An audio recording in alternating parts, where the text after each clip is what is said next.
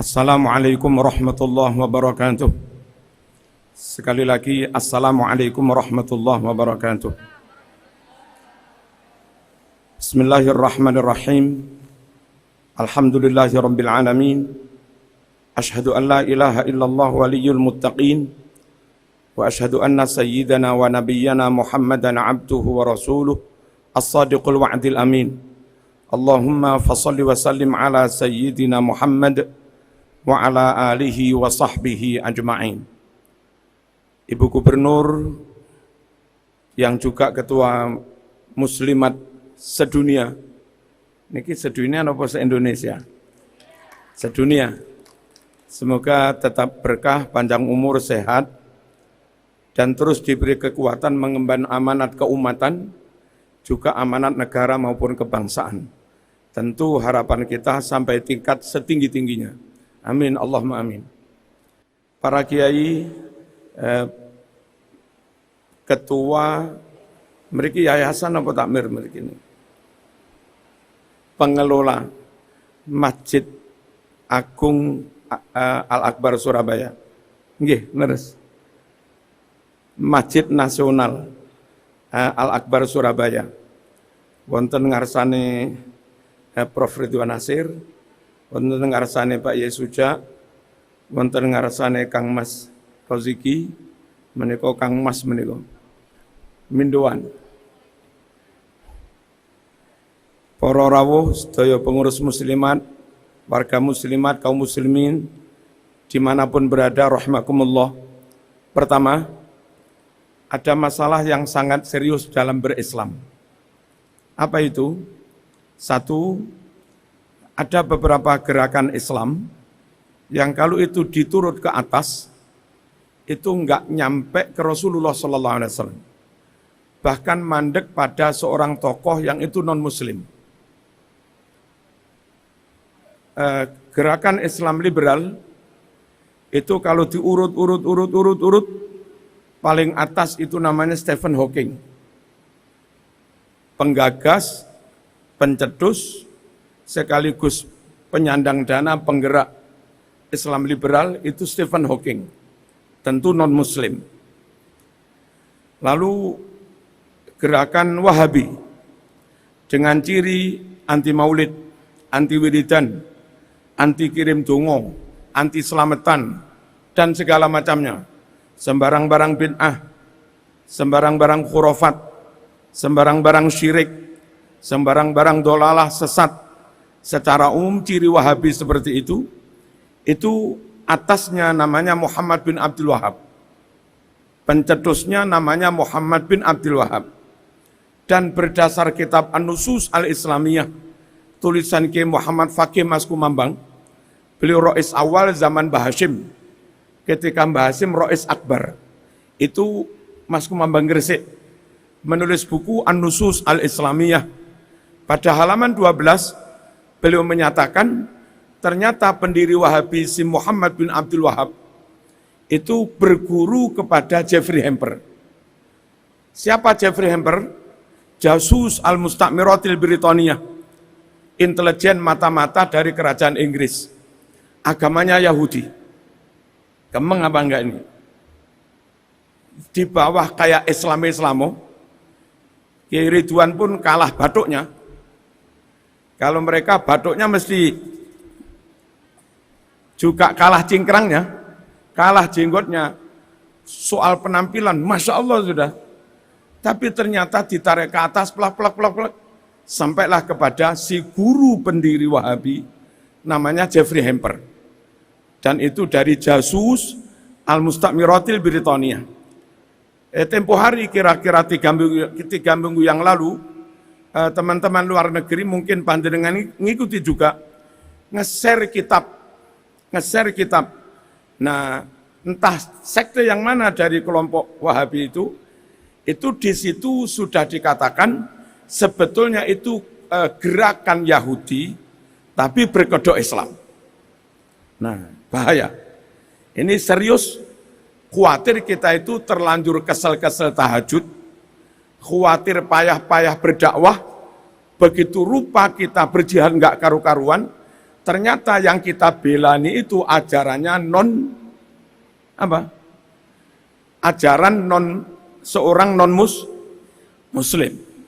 Lalu ini semua pernah di MI kan dulu. Insya Allah Kang Mas Roziki pernah di MI Karangsono juga. Dulu sejarah Islamnya itu Tarikh Nurul Yakin. Ini nama ke? Tarikh Nurul Yakin. Di Nurul Yakin itu dikatakan bahwa gerakan mazhab kelompok firqoh yang suka mengkafir-kafirkan sahabat, menolak sahabat, mengkafir-kafirkan Abu Bakar, Umar, Utsman, gerakan itu dimotori oleh Abdullah bin Saba. Ini apa nggih? Yang Abdullah bin Saba itu agamanya ternyata Yahudi. Nah, ayo jangan yang begitu-begitu. Karena khawatir terlanjur diikuti sebegitu rupa, kadung kesel, ternyata yang kita amalkan sehari-hari itu ide dari seorang Yahudi, ide dari seorang Nasrani. Kalau itu Stephen Hawking. Yang paling aman, sahabat mengikuti Rasulullah SAW, tabi'in mengikuti sahabat, tabi'in mengikuti tabi'in. Dan di zaman tabi'in itulah muncul ulama-ulama besar mengkodifikasi, menulis, merangkum semua ajaran yang mereka dapat dari tabi'in. Siapa itu? Imam Malik. Imam Malik menulis apa yang dia dapat dari guru-gurunya, tabi'in, dituangkan dalam kitab namanya Muwatta. Lalu Imam Hanafi, dia belajar dari gurunya yang tabi'in. Semua yang dia dapat dari tabi'in, itu dia kumpulkan, dia kodifikasi, dia rangkum, dia jam'u dan tadwin dalam kitab namanya Musnadul Hanafi. Ada ribuan hadis di situ, bukan gawe-gawean, bukan hasil ijtihad, tapi itu ajaran yang dia dapat dari tabi'in. Tabi'in dapatnya dari sahabat, sahabat dapatnya dari Kanjeng Nabi. Lalu Imam Syafi'i dapatnya dari Imam Malik, plus ditambahi barangkali ada yang kurang, dia juga mengakses lagi ajaran Rasul lewat Imam Waqi'. Jadi gurunya Imam Syafi'i itu Imam Malik, atasnya Imam Malik Imam Nafi', atasnya Imam Malik Abdullah bin Umar, atasnya lagi Rasulullah SAW. Barangkali ada hadis yang masih kelewatan, Imam Syafi'i membuka akses baru. Belajar agama lewat Imam Waqi'. Imam Waqi' ngajinya kepada Imam Hasan Basri. Imam Hasan Basri ngajinya kepada Abdullah bin Mas'ud, dan dia sahabat, tentu ngajinya kepada Rasulullah SAW. Imam Syafi'i juga ngaji kepada muridnya Imam Hanafi, namanya Syekh Abu Yusuf. Imam Syekh Abu Yusuf dapat ajaran dari Imam Hanafi.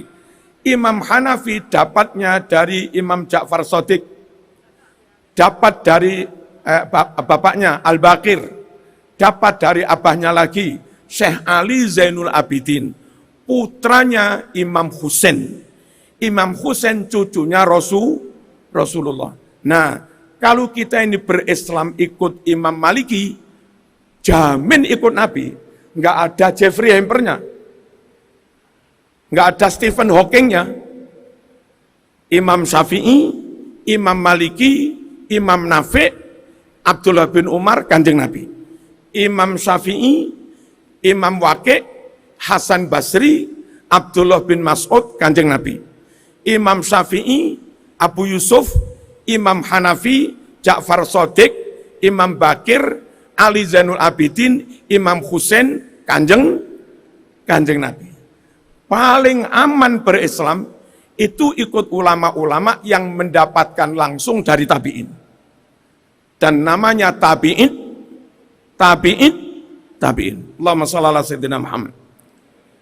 Dari imam-imam mazhab itu kepada Kanjeng Nabi, jalurnya padang, pasti itu ajaran Rasulullah. Dari imam mazhab sampai ke Prof. Ridwan Nasir, itu juga padang. Kenapa padang? Bedanya Imam Syafi'i dan Imam Tsauri, bedanya Imam Syafi'i dengan Imam Muhasibi, bedanya Imam Syafi'i dengan Imam Atok. Bedanya Imam Syafi'i dengan Abu Dawud Ad-Dhahiri, itu Imam Syafi'i, Imam Malik, Imam Hanafi menfatwakan, mendawuhkan ajaran kepada murid. Muridnya banyak. Lalu muridnya menyampaikan kepada murid sampai ke Prof. Ridwan Nasir. Plus Imam Syafi'i sendiri juga nulis. Apa perlunya nulis? Meskipun diajarkan secara lisan, Imam Syafi'i, Imam Hanafi, Imam Maliki perlu menulis. Siapa tahu ada murid ngantuk, salah paham. Nah, kalau ada murid ngantuk, salah paham, menyampaikan ke orang lain salah, maka kesalahan itu bisa diluruskan, dikontrol dengan tulisannya Imam Syafi'i langsung. Saman gak iso mas, klaim itu katanya pendapat Imam Syafi'i. Wong di Al-Um gak begitu kok. Saman gak bisa klaim itu katanya pendapatnya Imam Hanafi. Wong di Musnadul Hanafi gak begitu kok. Nah, sementara Nyun Sewu kalau Dawud Ad-Dhahiri itu punya murid berfatwa tapi gak ngarang. Sehingga misalnya ada Sugeng Rawuh,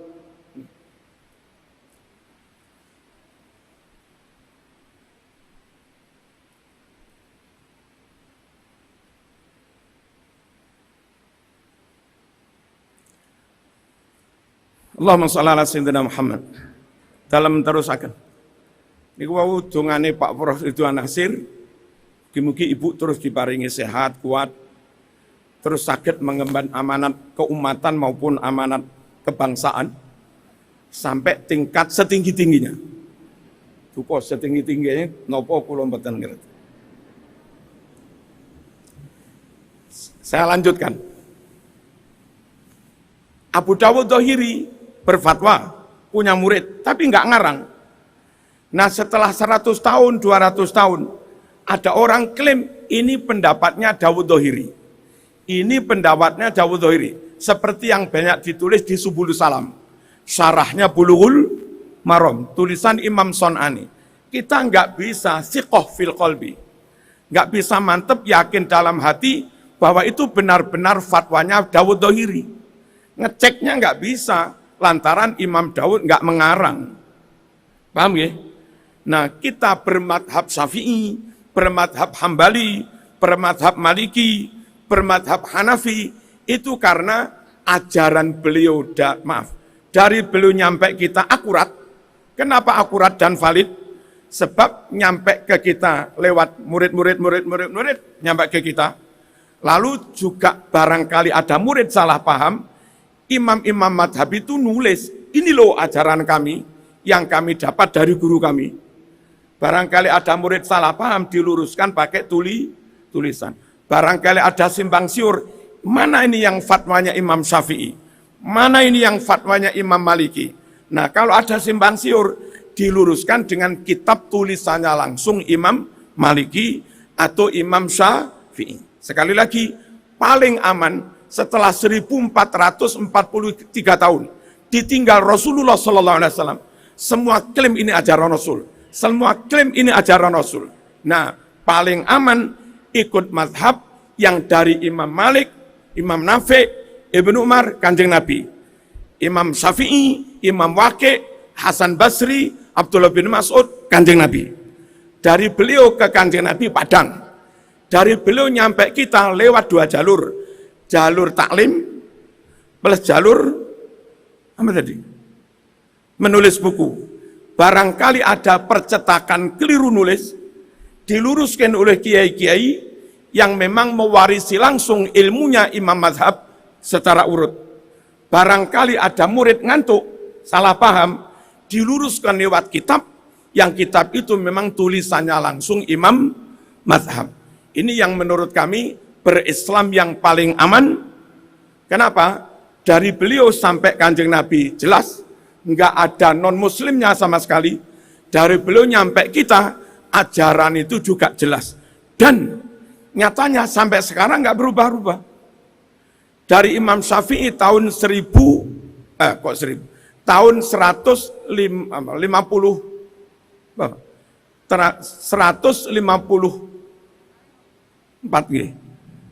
Nggih. zaman Imam Syafi'i sekitar tahun sedone nomor 204 nomor. Dari tahun itu sampai sekarang niku sudah 1200 tahun sekian. Dari Imam Syafi'i sudah 1200 sekian sampai sekarang. Zaman itu difatwakan wirid sampai sekarang pancet wirid. Zaman itu difatwakan tarawih 20 sampai sekarang tetap 20. Zaman itu difatwakan kunut subuh, sampai sekarang tetap kunut subuh. Zaman itu difatwakan kodok haram, sampai sekarang tetap kodok haram. Dan nggak terbantahkan. Ketika kebenaran itu bertahun-tahun, ratusan tahun, nggak terbantahkan, tetap eksis, terbukti kebenarannya, maka nilai keyakinannya, nilai akurasinya juga semakin meningkat. Reliability, apa nih? Kita kalau punya alat uji, dipakai nguji berkali-kali bertahun-tahun, hasilnya senantiasa valid. Itu namanya reliable. Nah, alat uji yang memenuhi syarat ketentuan reliability, maka neng manah niki semakin mantap, semakin kuat. Nah, dawuhnya imam-imam madhab itu memenuhi unsur sanad, baik dari imam madhab sampai Nabi, dari imam madhab sampai kita, plus reliable. Nyatanya 1000 tahun lebih nggak berubah. Sementara kalau di Malang, itu kelompok Salafi masuk Brawijaya, itu tahun 90-an, ada usroh-usroh ketika itu. Ada halakoh kecil-kecil, ada likok kecil-kecil, tahun 90-an. Tahun 90-an sampai sekarang, itu kira-kira 30-an tahun. 30 tahun itu Masya Allah. Yang dulu mereka mengkafirkan orang lain, mengkafirkan maulud, mengkafirkan sholawatan macam-macam. Sekarang di antara mereka sudah saling mengkafirkan. Yang dulu mereka menajis-najiskan orang lain, nunut sholat di masjidnya di pelmane. Sekarang di antara mereka sudah saling menajiskan. Betapa tidak permanennya, betapa tidak reliabelnya keyakinan, ajaran, dan ideologi akidah seperti itu. 30 tahun nggak bisa eksis, nggak bisa bertahan, nggak lestari. Sementara yang Ahlussunnah wal Jamaah Imam Madhab 1200 tahun lebih tetap lestari. Dan kita yakin seyakin-yakinnya sampai hari kiamat. Amin Allahumma amin. Hadirin rahimakumullah. Lalu problem kedua itu masalah sanad. Yang ini nyanat ke non-muslim, ini nyanat sampai Rasulullah. Berikutnya, yang ini sengaja atau tidak menghilangkan ajaran. Yang ini berusaha semua ajaran yang hilang dikembalikan lagi. Kami punya kitab hadis Bukhari, kami punya kitab hadis Muslim yang lawas karena warisan dari mbah, mungkin umur 150 tahun lebih. Nah, tapi kami juga karena kami lulusan Jamiatul Imam Muhammad bin Saud, kami punya Sahih Bukhari cetakan Saudi, Wahabi. Kami punya Sahih Muslim cetakan Saudi, Wahabi. Yang Sahih Bukhari cetakan Saudi, milik kami, itu hilang lebih 50 hadis. Termasuk contoh yang hilang itu hadis nomor 3451. Itu hilang. Kok tahu hilang? Memang nomornya lompat. Kan ada nomor indeks. Nomor 3450 ada. Bawahnya langsung 3452. Hilang yang 51. Apa yang hilang itu? Yang hilang itu tentang sesuatu yang mereka nggak mau mengamalkannya. Karena sallallahu alaihi wasallam yajharu bil basmalah. Bahwa Rasulullah senantiasa mengeraskan bacaan basmalah. Mereka biasanya langsung alhamdulillah, nggak mau basmalah. Dan mereka yakin nggak ada hadisnya. Bagaimana ada hadisnya? Wong hadisnya wis di. Ini bahaya. Bahaya karena mencurangi keutuhan ajaran Rasulullah sallallahu alaihi wasallam. Contoh lagi yang hilang. Nomor 2562, 2563, 2564, 2565 itu hilang semua. 4 hadis itu hilang semua. Apa isinya? Antara lain, ja'a rajul ila Rasulillah sallallahu alaihi wasallam faqala wonten tiang jaler sowan Kanjeng Nabi matur, "Ya Rasulullah, inna ummi tuwfiyat." Ibu saya telah wafat. Afayan fa'wa, ada begitu redaksinya. Tapi ada juga yang redaksi afa atasaddaqu anha. Ada juga redaksi afalaha ajrun intasaddaqtu anha. Ibu kula sampun sedo. Nopo angsal, apa boleh kami anak-anak mengadakan sedekahan? Ganjarannya kami niatkan buat ibu yang wafat. Redaksi lain, ibu kami sedo. Kalau kami mengadakan sedekahan buat ibu yang wafat, apa yang wafat dapat manfaat, dapat pahala? Yang redaksi lain, apa boleh kami mengadakan sedekahan untuk ibu yang wafat? Tiga pertanyaan itu oleh Nabi dijawab yang orang Wahabi nggak suka. Apa jawabnya Nabi? Naam. Kalau kami sedekahan pahalanya buat ibu, boleh? Naam. Apa ibu dapat pahala? Naam. Apa ada manfaatnya? Naam. Itu hadis 4 itu hilang semua. Halo. Bahaya. Bahaya pertama, nggak nyambung Rasulullah, nyambungnya kepada orang non-muslim. Bahaya kedua, apa tadi? Mencurangi dalil. Ada dibilang nggak ada, dan mencetak kitab Bukhari sendiri, lalu dihapus. Untungnya mereka nggak bisa menipu Allah, nggak bisa membujuki Allah. Maunya hadis dihilangkan, tapi mereka lupa mengurut nomor indeks. Sehingga kita tahu ada hadis hilang karena loncat. Nah, andai mereka juga pinter ngurut nomor indeks, kira-kira kita nggak tahu kalau hadis itu hilang. Wa makaru wa makarallah, wallahu khairul makir. Berikutnya, bahaya lagi, mentakfir, suka mengkafirkan golongan lain. Ini sangat bahaya pada kemanusiaan, mengancam kemanusiaan. Bisa-bisa kayak Ibu Khofifah ini dianggap kafir.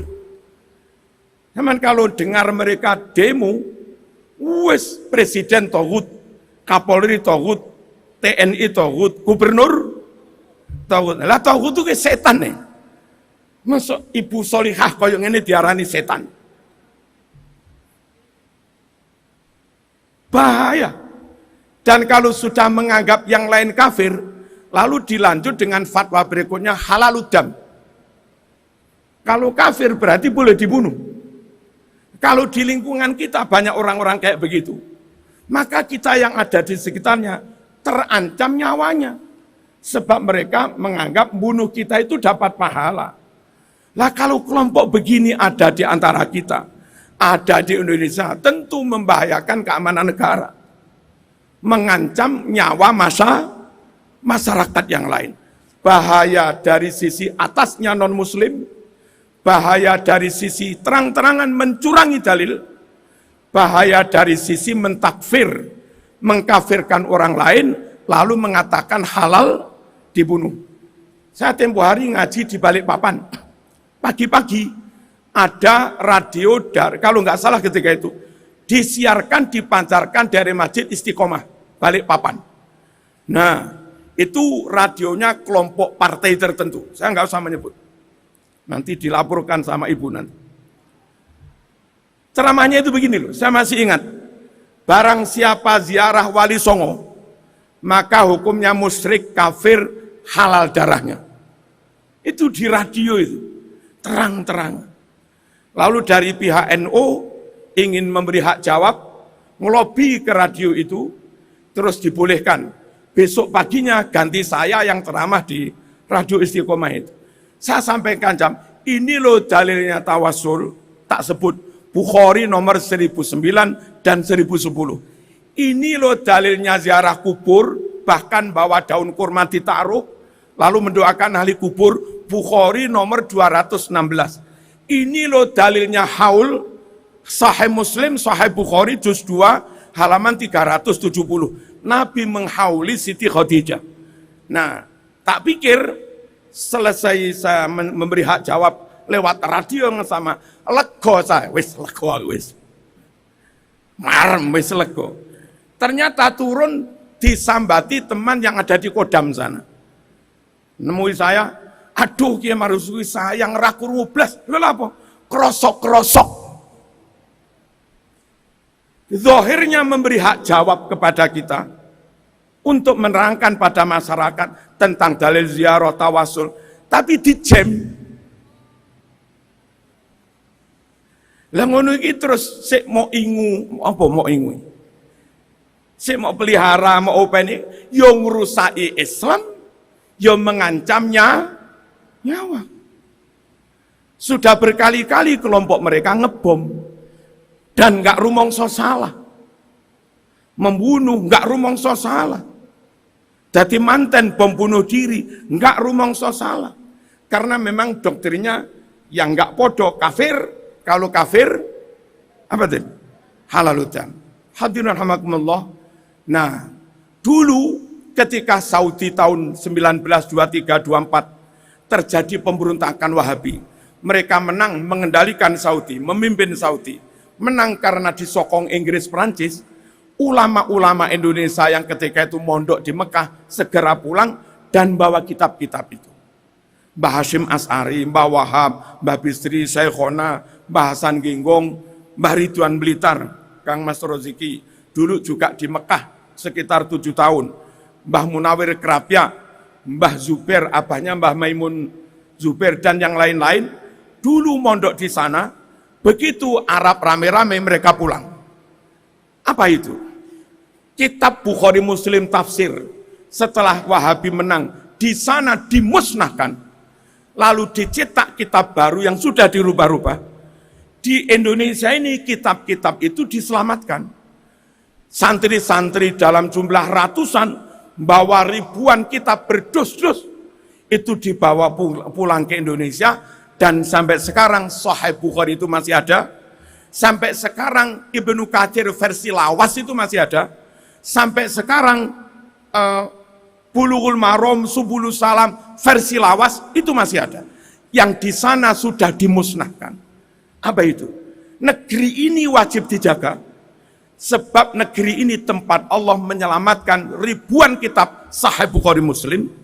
Negeri ini tempat Allah menyelamatkan ribuan naskah tafsir yang di Arab sana sudah dimusnahkan, lalu diterbitkan kitab baru yang sudah berubah. Makanya peduli Islam harus peduli Ahlus Sunnah wal Jamaah. Menjaga Islam supaya tetap utuh harus berahlus sunnah wal Jamaah. Dan supaya Ahlus Sunnah wal Jamaah sak kitab-kitabnya tetap aman, harus menjaga NKRI ini. Karena di negeri ini Allah selamatkan ribuan kitab yang di Arab dulu dibakar. Yang di Arab dulu dimusnahkan. Di pundak umat Islam Indonesia, mungkin NU, mungkin Muhammadiyah, ada 2 tanggung jawab. Yang harus dipikul bareng-bareng. Apa tanggung jawab pertama? Amankan semua kitab, jangan sampai itu rusak, sebab di Arab sudah dimusnahkan. Yang kedua, jaga NKRI. Jangan mau propaganda untuk merubah NKRI. Propaganda apapun meskipun bertitel negara khilafah, negara syariah, negara apapun, itu sejatinya propagandanya kaum Wahabi mengatasnamakan Islam. Kalau itu dituruti NKRI bubar, berdiri negara Islam capek negara Islam tapi isinya Wahabi.